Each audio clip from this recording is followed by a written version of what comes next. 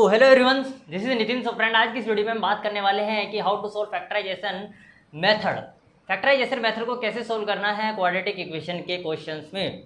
तो देखिए, quadratic equation के क्वेश्चन को हम किस तरीके से सोल्व करते हैं, हम कई प्रकार से हम सोल्व कर सकते हैं। Factorization method, completing square method, Sridharacharya form में से भी हमको सोल्व कर सकते हैं। हम फैक्टर निकालते हैं, ठीक है। क्वाड्रेटिक पॉलिनोमियल के हम निकाल सकते हैं, हम जीरोज भी निकाल सकते थे, हम फैक्टराइजेशन भी कर सकते थे, उनके रूट सब निकालते थे हम। तो आज हम कुछ एक अलग ही उनमें से एक लेकर के आए हैं, जो कि एक फैक्टराइजेशन मेथड है। बहुत इंपॉर्टेंट टॉपिक्स है वो। इसके क्वेश्चन जो है सीबीएसई में लगातार पूछे जाते हैं। हर साल इसके कोई ना कोई क्वेश्चन जो है यहाँ से उठ के आते हैं। क्वेश्चन बाय क्वेश्चन एनसीईआरटी से आ जाते हैं। थ्योरेटिकल भी आ सकते हैं, चाहे आपको सिंपल फॉर्म में भी आ सकते हैं, जो इसकी फॉर्म में X square plus B X plus के सी भी फॉर्म में इसके आ सकते हैं। तो चलिए स्टार्ट करते हैं फैक्टराइजेशन मेथड। सबसे पहले इसका बेसिक से जानेंगे, इसकी फॉर्म से देखेंगे कि फॉर्म के इसके फैक्टर क्या होता है। चलिए देखते हैं, स्टार्ट करते हैं। तो देखिए, सबसे पहले इसको बोलते हैं फैक्टराइजेशन मेथड। इसको 9th क्लास में हमने पढ़ा होगा, मिडिल टर्म एक्सपेंशन या मिडिल टर्म स्प्लिटिंग भी पढ़ा होगा। तो चलिए स्टार्ट करते हैं, इसकी फॉर्म लिखते हैं और इनके स्टेप वाइज हम इसको सोल्व करेंगे।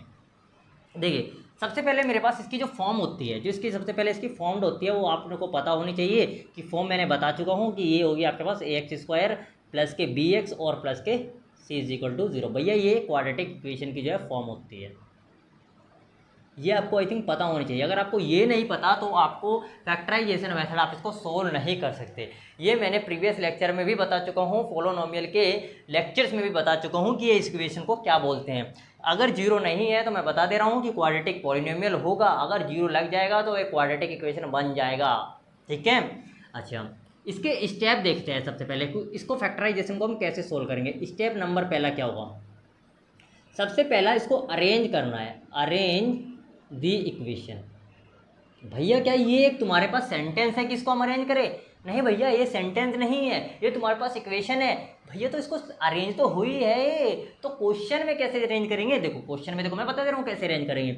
अगर आपको सपोज क्वेश्चन दे दिया कि सी प्लस के आपको पास दे दिया कि बी एक्स हो गया और प्लस के ए एक्स स्क्वायर और इज इक्वल टू जी, इधर नहीं, इधर तो वो इक्वेशन बनी गई, इज इक्वल टू 0, ये आपके पास इक्वेशन दे दी। तो आप इसको कैसे सोल्व करोगे? इसमें आप कंफ्यूज हो जाओगे कि भैया इसको हम कैसे सोल्व कर सकते हैं। आप इसको देखोगे कि भैया ए कहाँ है, सी कौन सा है, तो आप इसमें कंफ्यूज रहोगे। तो सबसे पहले इक्वेशन को आपको सबसे पहले अरेंज करना है। सबसे पहले देखना है कि इक्वेशन अरेंज है तो आगे बढ़िए स्टेप नंबर 2 पे। अगर अरेंज नहीं है तो उसको सबसे पहले अरेंज करना है, ठीक है।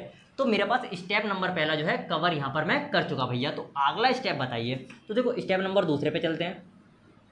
स्टेप नंबर दूसरा क्या है भैया इसका? देखो स्टेप नंबर 2 बहुत इंपॉर्टेंट है। स्टेप नंबर 2 सबसे ज़्यादा इसमें इंपॉर्टेंट वही है। स्टेप नंबर 2 इंपॉर्टेंट है। देखिए कांस्टेंट टर्म सबसे पहले आपको देखनी है कि इसमें कांस्टेंट टर्म, ठीक है, multiply coefficient of x square, ठीक है। कांस्टेंट टर्म भैया कितनी है, क्या है, सी कांस्टेंट, और इनटू में मल्टीप्लाई किसी करनी है कोफिशिएंट ऑफ एक्स स्क्वायर, तो वो कितना है, ए। देखिए कोफिशिएंट ऑफ एक्स स्क्वायर कितना, ए है, और ये है तुम्हारे पास कांस्टेंट सी, तो इसकी मल्टीप्लाई इसमें करनी है। सुनते जाना ध्यान से कि मल्टीप्लाई करनी है, मल्टीप्लाई करनी है। तो इसकी मल्टीप्लाई करके भैया मुझे मिलेगा क्या, क्या फ़ायदा होगा? इसकी मल्टीप्लाई करने पे आपको कुछ पॉइंट मिलेगा जो कि डी है, वही इस फैक्टराइजेशन का मिड पॉइंट, यानी कि वही इसका एक कमाल का पॉइंट होगा, वही इसका एक शेर होगा।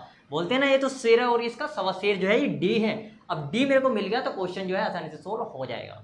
डी मिल गया तो इसका क्वेश्चन आसानी से सोल्व हो जाएगा। तो आपके पास डी भी मिल चुका, तो स्टेप नंबर 2 यहाँ पर कवर हो चुका। मतलब कैसे, देखो भैया ए एक्स स्क्वायर प्लस के बी एक्स और प्लस के सी इज इक्वल टू 0, तो इसकी मल्टीप्लाई मुझे यहाँ पर करनी है, तो बन जाएगा आपके पास A into C is equal to D, यहाँ पर मेरे पास मिल जाएगा, ठीक है। अच्छा, अब स्टेप नंबर 3 पे चलते हैं। स्टेप नंबर 3 पे, थर्ड स्टेप नंबर क्या है? स्टेप नंबर 3 भी इंपॉर्टेंट है। देखिए factorization of factor of D. इस जो डी तुम्हारे पास आया इसके मेरे पास फैक्टर करने हैं। डी तुम्हारे पास आया इसके मेरे पास फैक्टर करने हैं। डी जो तुम्हारे पास आया इसके मेरे पास फैक्टर करने हैं, ठीक है। स्टेप नंबर 4 क्या है? देखो स्टेप नंबर 4 भी इंपॉर्टेंट है। स्टेप नंबर 4, जो डी के जो स्टेप आए, जो तुम्हारे पास जो डी आए, तो जो डी के जो तुम्हारे पास 2 वैल्यूज आएंगी वहां से निकल के, एक एक्स आएंगी और एक वाई आएंगी, एक एक्स आएंगी तुम्हारे पास और एक वाई वैल्यूज आएंगी। जो डी के जो तुम्हारे पास वैल्यूज आई, एक एक्स आएगी और एक वाई वैल्यूज आएंगी। जो एक्स और वाई होंगी उसमें हमें पता लगाना है कि 2 ऐसी संख्या कि जिसको ऐड करने पर मेरे पास बी आना चाहिए, जिसको इन दोनों में से ऐड करने पर मेरे पास क्या आना चाहिए, वो बी आना चाहिए, वो बी आना चाहिए, ठीक है। और इनकी दोनों की मल्टीप्लाइड करने पर वो मेरे पास डी आना चाहिए। ये आपके पास पॉइंट है। यहाँ से आपके पास क्वेश्चन समाप्त होता है फैक्टराइजेशन का। अगर आपने ये स्टेप को फॉलो कर लिया तो आपको किसी भी ट्रिक की कोई भी आवश्यकता ज़रूरत नहीं है, ना ही कोई ट्रिक वगैरह की ज़रूरत है, कोई भी यूट्यूब पे जाने की ज़रूरत नहीं है। ये सिर्फ और सिर्फ वीडियो आपको यहीं पर देखने को मिलेगी। आप देख लीजिए, ये स्टेप मैंने खुद में रेडी किए हुए हैं। Arrange the equation constant term के कोफिशिएंट एक्स स्क्वायर से मल्टीप्लाई और फिर इसके फैक्टर करेंगे डी के, और डी के हमको ऐसे कोई दो वैल्यूज उठानी है जो कि प्लस करके मेरे पास बी आ जाएगा और मल्टीप्लाई करके मेरे पास डी आना चाहिए, ठीक है। क्यों ना भैया आप इसका एक क्वेश्चन सोल्व करके दिखा दीजिए, क्यों ना आप इसका एक क्वेश्चन सोल्व करके दिखा दीजिए। तो चलिए हम क्वेश्चन भी ले लेते हैं।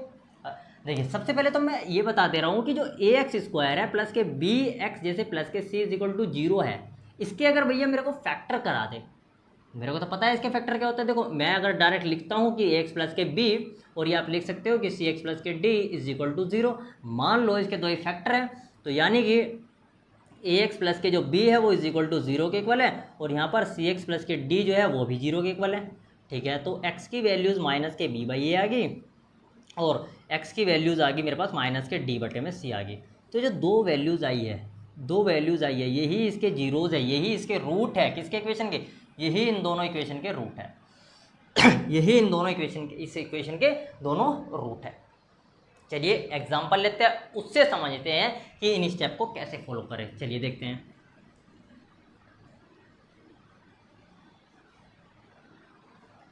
क्वेश्चन देखे लेते हैं। सबसे पहला क्वेश्चन मेरे पास है 2x square minus 5x plus के 3। क्वेश्चन है 2x स्क्वायर माइनस के 5x प्लस के 3 इज इक्वल टू ये 0। ये क्वेश्चन दे रखा है, इसको फैक्टराइजेशन से सोल्व करना है, इसको फैक्टराइजेशन मेथड से सोल्व करना है। सबसे पहला स्टेप देखना है। मैं क्वेश्चन को ये नहीं ले रहा हूँ, मैं क्वेश्चन को और ले रहा हूँ ऊपर। क्वेश्चन है मेरे पास 3 प्लस के 2x स्क्वायर माइनस के 5x इज इक्वल टू 0। ये आपके पास क्वेश्चन है, ये आपके पास क्वेश्चन दे रखा है। तो स्टेप नंबर पहला क्या था? स्टेप नंबर पहला था इसको अरेंज करना है इक्वेशन को। मैंने क्या करा, इसको अरेंज कर दिया। किस फॉर्म में अरेंज कर दिया? देखो ए एक्स स्क्वायर प्लस के बी एक्स प्लस के सी इज इक्वल टू 0। ए की वैल्यूज़ मेरे पास कितनी है? ए की वैल्यूज़ 2 आ गई। बी की वैल्यूज़ कितनी है? ये भी तुम्हारे पास आ गई। सी की वैल्यूज़ है वो भी तुम्हारे पास आ गई। 0 वैल्यूज़ जो भी आ गई। अगर 0 नहीं रखोगे तो इसके फैक्टर नहीं होंगे, इसके फैक्टर नहीं होंगे। और एक बात और है कि जो ए है वो तुम्हारे पास 0 भी नहीं होना चाहिए। अगर ए 0 आ जाएगा तो उसके फैक्टर ऑब्वियसली सी बात है कि नहीं हो पाएगा, ठीक है। तो अब फैक्टर करते चलिए। स्टेप नंबर पहला मेरा यहाँ पर कंप्लीट हो गया। स्टेप नंबर पहला मेरे पास यहाँ पर कंप्लीट हो गया। स्टेप नंबर 2 पर चलते हैं। स्टेप नंबर 2 में भैया आपने बोला था कि कांस्टेंट टर्म उठाओ। कांस्टेंट टर्म कितनी मेरे पास? 3। कांस्टेंट टर्म मेरे पास कितनी? 3। और कोफिशिएंट ऑफ एक्स स्क्वायर कितना है मेरे पास? 2। दोनों की मल्टीप्लाई कर दो। भाई क्या करा कि 3 की मल्टीप्लाई हमने किस में कर दी? 2 में कर दी। यह आ गया आपके पास 6, जो कि डी की वैल्यूज़ मेरे पास 6 आ गई। यह आ गया आपके पास डी, जो कि डी की वैल्यू 6 आ गई। 2 स्टेप मेरे पास यहाँ पर कंप्लीट हो गई। 2 स्टेप मेरे पास कंप्लीट हो गई। स्टेप नंबर 3 क्या है? स्टेप नंबर 3 में कहा कि आप फैक्टर करने हैं डी के। तो डी के मेरे पास अगर फैक्टर करेंगे तो देखो क्या आएगा। डी के मेरे पास क्या करने हैं? फैक्टर करने। तो ये होगा 2 3 और 3 1। तो मेरे पास 2 और 3 इसके फैक्टर आ गए। 2 3 इसके फैक्टर आ गए। तो ये एक्स और वाई की वैल्यूज़ आ गई, एक्स की और वाई की वैल्यूज़ आ गई, ठीक है। Step number 4। स्टेप नंबर 4 में क्या है? जो एक्स और वाई की वैल्यूज आई तो प्लस करके तो बी आना चाहिए। इन दोनों को ऐड करके मेरे पास कितना आना चाहिए? बी आना चाहिए। तो बी कितना मेरे पास? 5 आना है। तो देखो एक्स प्लस के वाई की जो वैल्यूज आएगी वो बी आनी चाहिए, मतलब 2 प्लस के 3 की जो वैल्यूज आनी चाहिए वो 5 आनी चाहिए। देखो चेक करो है क्या नहीं। बी की वैल्यूज मेरे पास 5 है नहीं, ठीक है। और इन दोनों की मल्टीप्लाई करने पर मेरे पास कितना आना चाहिए? डी आना चाहिए। तो दोनों की मल्टीप्लाई कर लो। 2 × 3 इज इक्वल टू इतना 6 आ रहा। देखो आ रहा है कि नहीं आ रहा है, ठीक है। स्टेप नंबर मेरे पास 4 कंप्लीट हो चुके, 4 कंप्लीट हो चुके। अब देखो अब नया काम मेरे को करना क्या है। इसको मिटा दे जरा। इसको एक बार आप कॉपी में नोट कर लीजिएगा, बहुत इंपॉर्टेंट है, बहुत इंपॉर्टेंट है। इसको नोट कर लीजिएगा, फिर मैं आपको इक्वेशन को सोल्व करके दिखा रहा हूँ इसको, ठीक है। चलिए मिटा दो इसको। यहाँ तक देखो मेरे पास सारे स्टेप कवर हो चुके है ना। चलिए इतने में हो जाएगा। देखिए अब होता है यहाँ से स्टार्ट। मेरे पास 2 आ चुके हैं, 2 और 3 मेरे पास फैक्टर आ चुके हैं। अब देखो इसको करना क्या है। ये दोनों मेरे पास आ चुके। अब देखो इक्वेशन क्या है तुम्हारे पास, 2x² और माइनस के 5x के मेरे पास फैक्टर हो चुके ना, तो 5x के मेरे पास कैसे फैक्टर हो चुके, प्लस करके तो मेरे पास कितना आना चाहिए था, कहाँ है, प्लस करके मेरे पास 5 आना चाहिए था, तो मेरे पास लिख दो इसको प्लस करके 5, 2x हो गया और माइनस कितना हो गया 3x हो गया, ठीक है, और ये प्लस के कितना है 3 है, प्लस के 3 = 0 कर दो फैक्टर, तो ये हो गया 2x, यहाँ से कॉमन ले सकते हैं, यहाँ से मेरे पास, यहाँ पे मेरे पास बचा x, यहाँ पर आई थिंक 1 बचेगा, क्या सही लिखा क्या, सही है, और यहाँ पर मेरे पास बचा माइनस के 3 हो गया, ठीक है, यहाँ पर कितना बचेगा आपके पास x बचेगा, माइनस के 3x हो गया, और ये हो गया आपके पास 1 हो गया, = 0। इन दोनों में से एक कॉमन उठा लो और ये मेरे पास एक आ जाएगा, तो ये हो गया 2x माइनस के कितना 3, और ये आपके पास बचेगा x माइनस के 1 = 0, तो ये 2x माइनस के 3 = 0, आ गया आपके पास x माइनस के 1 = 0, तो आ गया आपके पास 1, और ये आ गया आपके पास x की वैल्यू 3/2। ये दोनों आपके पास फैक्टर आ चुके हैं। अब मैं लिख सकता हूँ कि जो x की वैल्यू 1 है और 3/2 are the factors of, are the root of, लिख सकते हैं रूट, या फिर factor of quadratic equation, quadratic equation क्या इक्वेशन है वो भी डाल देंगे, 2x² हो गया, माइनस के 5x हो गया, प्लस के 3 = 0, इसके मेरे पास दो फैक्टर यहाँ पर आ चुके। तो आप इस तरीके से सोल्व कर सकते हो, इस बीच के पोर्शन को हटा के आप डायरेक्ट यहाँ से भी इसको सोल्व कर सकते हो, ठीक है। आपका माइंड चलना चाहिए, आपका एलसीएम एचसीएफ में माइंड चलना चाहिए कि फैक्टर आपके दिमाग में चलना चाहिए, तुरंत हैक करना चाहिए कि हाँ टैकल करो, कि वहीं पर मेरे पास फैक्टर आप उसमें माइंड में आसानी से टैकल कर सकते हो, ठीक है। चलिए, तो इस तरीके से आप इसको स्टेप वाइज सोल्व कर सकते हो। आइए क्वेश्चन नंबर 2 पे चलते हैं, मिटा दे इसको, नोट कर लीजिएगा, मिटा दें। चलिए देखते हैं, तो स्टेप वाइज हमने देख लिया इनको। देखिए अब बात करते हैं हम क्वेश्चन एक्सरसाइज पे चलते हैं, सीधा एक्सरसाइज के क्वेश्चन को आप सोल्व करके दिखा सकते हैं। एक्सरसाइज है 4.2,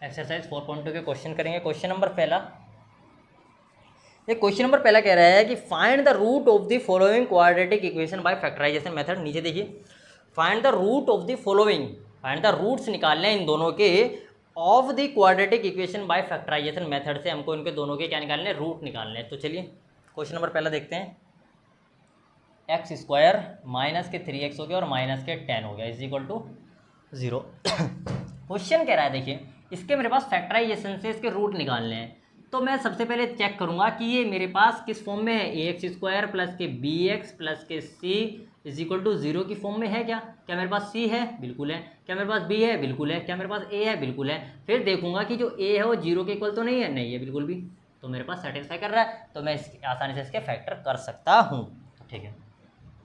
अब देखो मैंने क्या बताया था कि जो कांस्टेंट टर्म की मल्टीप्लाई मेरे पास इससे होगी, मतलब 1 से मल्टीप्लाई होगी। अब मेरे पास यहाँ पे d पता चल गया कि अगर मैं 10 से मल्टीप्लाई 1 से कर दी, अगर मेरे पास 10 की मल्टीप्लाई 1 से कर दी, तो मेरे को यहाँ पे d पता चल गया। तो d के मेरे पास ऐसे फैक्टर करने हैं, d के मेरे पास ऐसे फैक्टर करने हैं कि माइनस करके तो 3 आ जाए। माइनस क्यों कहा भैया, माइनस का मैंने कांस्टेंट की जो भी टर्म होगी, कांस्टेंट के जो भी कोफिशिएंट में साइन होगा, उससे मेरे को पता लगाना है कि माइनस और प्लस होगा या सब्ट्रैक्ट होगा या माइनस होगा, ठीक है, जो भी है। तो इससे मेरे को साइन का पता लगाना है कि मेरे पास मल्टीप्लाई करके या प्लस करके या सब्ट्रैक्ट करके जो भी आना है, ठीक है। तो 10 × 1, तो मेरे को पता लगाना है कि माइनस करके तो 3 आ जाए, माइनस करके 3 आ जाए, और मल्टीप्लाई करके जो मेरे पास 10 आ जाए, क्या d। तो d मेरे को पता चल गया, यहाँ पर d जो है वो 10 है। तो d में तुम्हारे पास दो वैल्यू मैंने बताया था कि xy वैल्यू है, तो x की अगर मैं माइनस करके तो मेरे पास आना चाहिए 3 आना चाहिए, और मल्टीप्लाई करके मेरे पास कितना आना चाहिए, 10 आना चाहिए। भैया ऐसे फैक्टर कर लो 10 के, देखो 10 के मेरे पास फैक्टर कर लेंगे, 2, 5 और 5 1, ये तो दो ही फैक्टर हुए, 2 और 5 मेरे पास कोई क्या हो गया, फैक्टर आएंगे। किसी भी तरीके से इनको माइनस करो कि 3 आ जाए, तो मेरे को पता चल गई जो x की वैल्यूज़ है वो 5 है और जो y की वैल्यूज़ है वो 3 है, ठीक है। तो ये हो गया x माइनस के 5 माइनस के 2 जो है = 3 आ रहा है, और 5 × 2 = 10 आ रहा है। तो हम इससे इसलिए से सोल्व कर सकते हैं, ठीक है। मेरे को पता चल गया 5 और 2, ठीक है। सीधा सीधा हम डायरेक्ट लिख देंगे इससे फैक्टर और इनको सोल्व कर देंगे। देखो क्या है, x² माइनस के कितना 5x हो गया, और प्लस के कितना हो गया 2x हो गया, और माइनस के 10 हो गया = 0। तो x कॉमन ले लो, x कॉमन ले लिया, x माइनस के यहाँ पर 5 हो गया, प्लस के कितना 2 × x माइनस के 5, सही है। सही है, इज इक्वल टू 0। तो बन गया x प्लस के 2 और इन दोनों में से कॉमन ले लो, x माइनस के 5 इज इक्वल टू 0। तो x प्लस के 2 is equal to 0 is equal to 0। तो हो गया x की वैल्यू माइनस के 2 और x की वैल्यू 5 आ गई। माइनस के 2 5 are the roots of the quadratic equation. क्या है इक्वेशन है, एक्स स्क्वायर माइनस के कितना 3x हो गया और माइनस के 10 इज इक्वल टू 0। आप इसको सेटिस्फाई भी करके देख सकते हो एंड वेरीफाई भी बोल दिया कि यार वेरीफाई भी बोल सकता है क्वेश्चन में कि इसको वेरीफाई भी करके दिखाओ। तो वेरीफाई क्या करोगे कि x की वैल्यूज जो तुम्हारे पास माइनस के 2 और 5 है ना, तो इसमें पुट करके देख लोगे कि x की वैल्यू एक बार माइनस के 2 रख लेंगे और एक बार 5 रख लेंगे। मतलब देखो अगर तुम्हारे पास वेरीफाई के लिए बोल दिया तो आप लिख सकते हैं कि F X is equal to कितना, एक्स स्क्वायर माइनस के 3x माइनस के 10 माइनस के 2 रखेंगे इज इक्वल टू 2 टू या 4, ये 4 हो जाएगा और ये मेरे पास 6 हो जाएगा और ये माइनस के 10 हो गया तो 0 हो गया टोटली। तो ये भी मेरे पास ये 0 हो जाएगा, ये भी 0 हो जाएगा, तो ये सेटिस्फाई कर रहा है। ठीक है, तो इस तरीके से आप सोल्व कर सकते हैं। आइए क्वेश्चन नंबर 2 पे चलते हैं।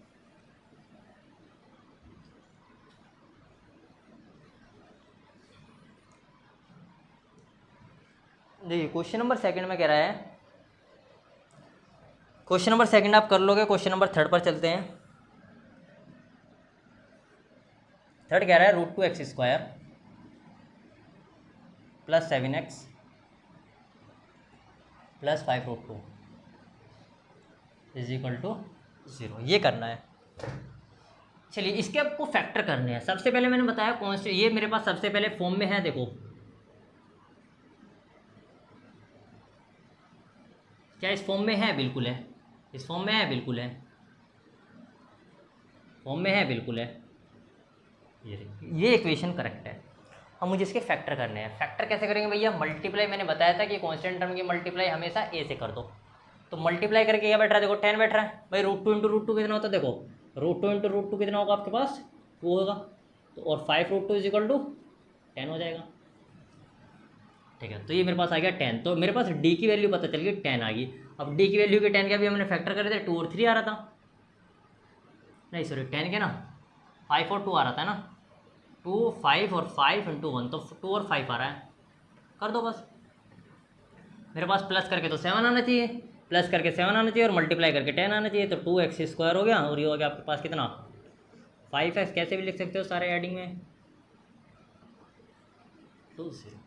यहाँ से क्या कॉमन ले सकते हो, यहाँ से आप ले सकते हो, देखो यहाँ से आप √2 को कॉमन ले लो और यहाँ पर आपके आपके पास x² √2x ले सकते हैं ना, √2x भी तो ले सकते हैं। √2x कॉमन ले लिया और यहाँ पर बचा आपके पास x प्लस के 5 है ना, और यहाँ से प्लस के कितना ले सकते हैं आप कॉमन, यहाँ से √2 कॉमन ले सकते हैं और ये बच गया आपके पास √2x हो गया प्लस के कितना, नहीं गलत है, गलत हो रहा है, फैक्टर है ना। देखो अच्छी तरीके से लेंगे। देखो यहाँ से कॉमन कितना ले सकते हैं, सबसे पहले बात करेंगे। यहाँ से कॉमन अगर मैं बात करूँ, देखो √2 मान लो मेरे पास कॉमन, √2 नहीं यार कॉमन ले सकते हैं हम। यहाँ से 5 भी तो है ना, मेरे पास 5 भी है ना, तो यहाँ से हम ले सकते हैं कि x ले सकते हैं, है ना। कितना ले सकते हैं, x कॉमन ले सकते हैं। ठीक है, x कॉमन ले लिया मेरे पास। ठीक है, यहाँ पर बचा मेरे पास √2 कितना x हो गया, सही है, प्लस के कितना 5, ये आ गया ना प्लस के।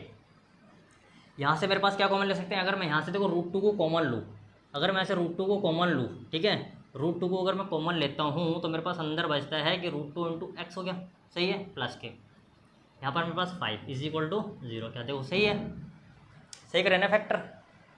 और देखो x√2 तो ये मेरे पास बच गया √2x² प्लस के 5x प्लस के 5x प्लस के ये ठीक है 2x लेकर के आना, तो √2 और ये x हो गया तो 2x प्लस के 5√2 तो 5 और √2 ये बन गया इज इक्वल टू 0। इन दोनों में से एक कॉमन ले लो, ये बन गया मेरे पास √2x प्लस के 5 और यहाँ पर एक इसमें से आ गया मेरे पास x प्लस के √2 इज इक्वल टू 0। तो बन गया मेरे पास, कुछ निकाल दो। x की वैल्यूज आ गई मेरे पास, एक तो माइनस के 5/2 और आगे x की value is equal to minus के, ये दोनों के मेरे पास क्या है, रूट है। ये इन दोनों के क्या है, रूट है। तो इस तरीके से आप इस क्वेश्चन को भी सोल्व कर सकते हो। आइए क्वेश्चन नंबर 2 पे चलते हैं। क्वेश्चन नंबर 4 क्या बोल रहा है, क्वेश्चन नंबर 4 देखते हैं। ये क्वेश्चन नंबर 4 कह रहा है 2x² माइनस के x 2x² माइनस के x हो गया प्लस के 1/8 इज इक्वल टू 0। ये क्वेश्चन कह रहा है इसको आपको फैक्टर करना है, तो फैक्टर करेंगे सिंपल सी बात है, मल्टीप्लाई कर दो। ये हो गया 16x² माइनस के कितना 8x प्लस के 1 इज इक्वल टू 0। और जो तुम्हारे पास 1/8 है उसको अलग कर दो, ठीक है, 1/8 को अलग कर दो, या अभी लेके चलते हैं 1/8 तुम्हारे पास सब में से कॉमन ले लिया, ठीक है। 1/8 को अलग पूछा दो तो बन गया मेरे पास 16x² माइनस के 8x हो गया प्लस के 1 हो गया इज इक्वल टू 0। मल्टीप्लाई कर लो तो 16x² हो गया माइनस के 4x हो गया प्लस के 4x हो गया, माइनस के 4x हो गया और प्लस के 1 इज इक्वल टू 0। तो क्या 16x², 4x को मेरे पास यहाँ से कॉमन ले सकते हैं तो बच गया 4x हो गया माइनस के 1 हो गया प्लस के 4 इंटू 4x लेंगे ना, कितना ले रहे हो कॉमन, देखो यहाँ से अगर मैं बात करूँ तो 1 कॉमन ले लेंगे, 1 माइनस 1 ले लो, ठीक है, और ये बच गया तुम्हारे पास 4x हो गया प्लस के माइनस के 1 हो गया इज इक्वल टू 0। तो बन गया आपके पास 4x माइनस के 1 हो गया और यहाँ भी तुम्हारे पास 4x माइनस के 1 इज इक्वल टू 0। तो बन गया 4x माइनस के 1 का क्या whole square is equal to 0। तो ये इसके फैक्टर देंगे, ठीक है, इस तरीके से आप इसको सोल्व कर सकते हो।